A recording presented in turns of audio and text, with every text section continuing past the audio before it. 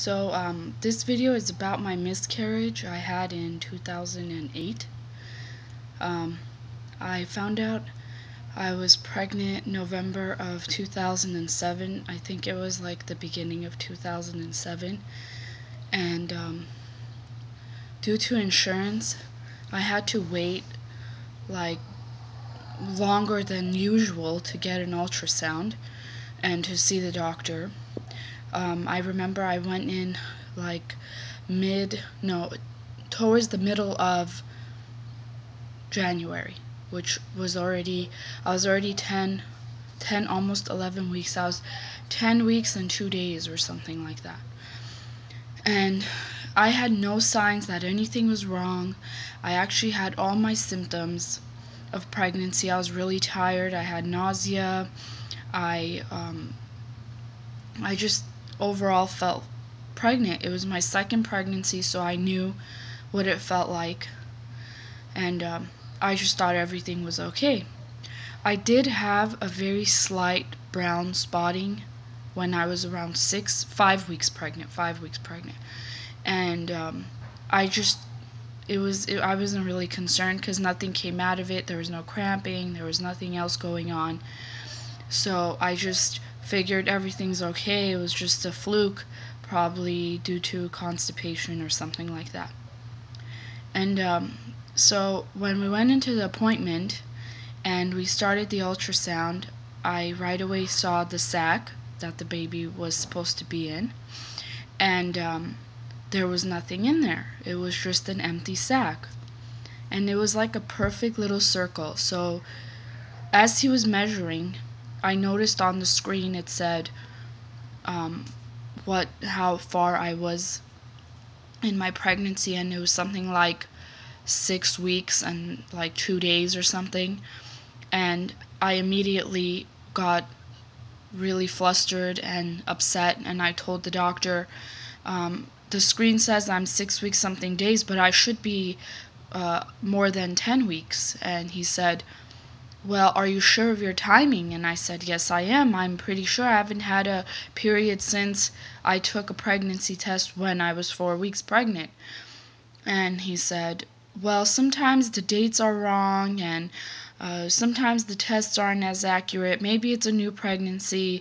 Maybe you miscarried and got pregnant before you realized. And he asked me if I had noticed any bleeding or pain or anything, and I told him no.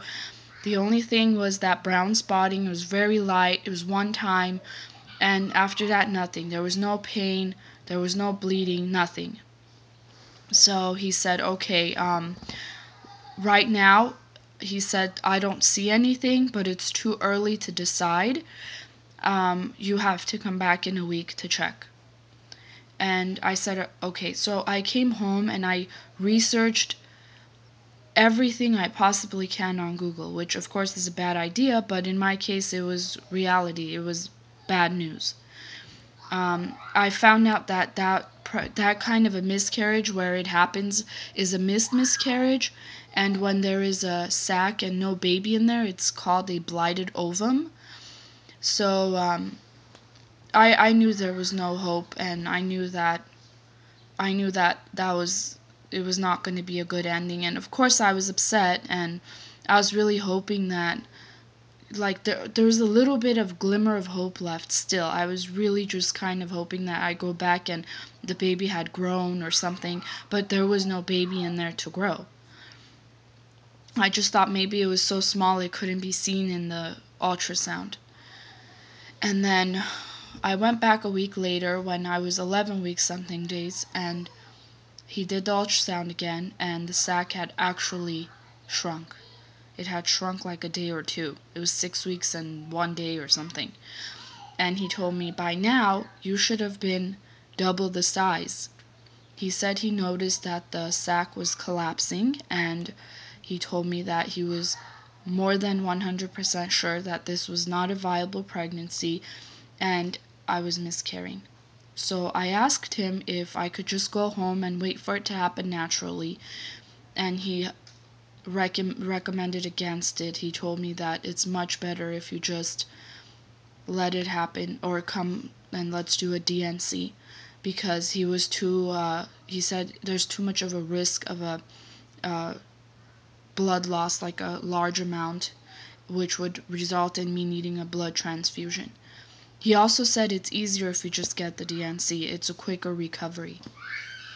So the next day I went in for outpatient surgery, and I did get the DNC. And when I woke up, I started crying because I knew that was the end. There was no more hope. That was the end of that pregnancy, that journey.